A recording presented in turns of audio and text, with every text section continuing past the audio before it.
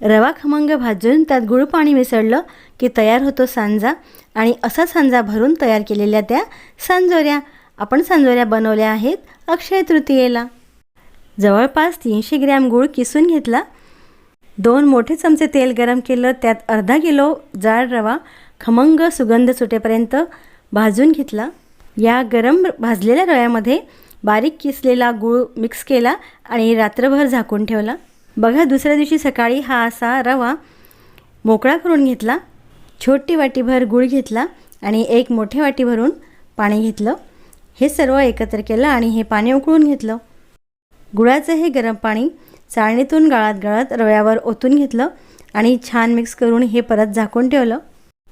1 दिवसपर्यंत हे मिश्रण छान मुरू दिलं आणि मग तिसऱ्या दिवशी 2 वाटी तीळ भाजून घेतले, 1 वाटी खोबरं किसून घेतलं।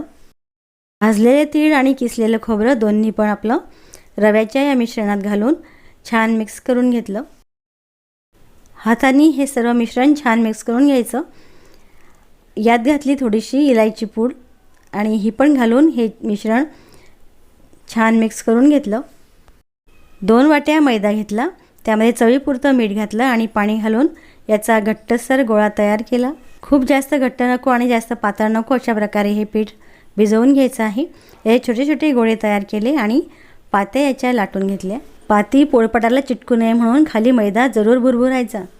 एका वाटीच्या साहाय्याने यावर असं गोल रिंगण उमटवून घेतलं आणि त्या रिंगणामध्येच आपलं सारण भरलं।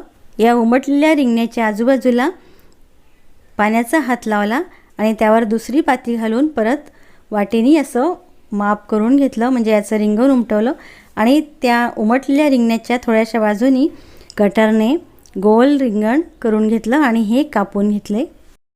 नीट पाणी लावून याच्या कडा व्यवस्थित दाबल्या गेलेल्या असाव्यात आणि यानंतर याची मुरड घालायची। मुरड घालणे हे ऐच्छिक आहे आणि यामुळे सांजोरी खूप सुंदर दिसते। हाताला पाणी लावून घ्यायचं आणि सांजोरीला पण काठाकाठाने थोडंसं पाणी लावून घ्यायचं, म्हणजे ही मुरड छान तयार होते।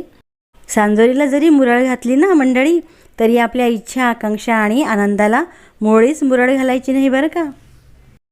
मुरड सांजोऱ्या आपल्या खूप छान तयार झाल्या आहेत। तेल तापवायला ठेवायचं। सांजोऱ्या बुडतील इतपत तेल नक्कीच असावं, त्यासाठी छोटी कढई घेतली तरीही चालेल। छान सोनेरी कलरवर ह्या सांजोऱ्या तळून घ्यायच्या। खायला अतिशय टेस्टी आणि अतिशय हेल्दीसुद्धा सांजोऱ्या याच पद्धतीने करून बघा, खूप छान होतात। आणि चॅनलला सबस्क्राईब करा। बाय।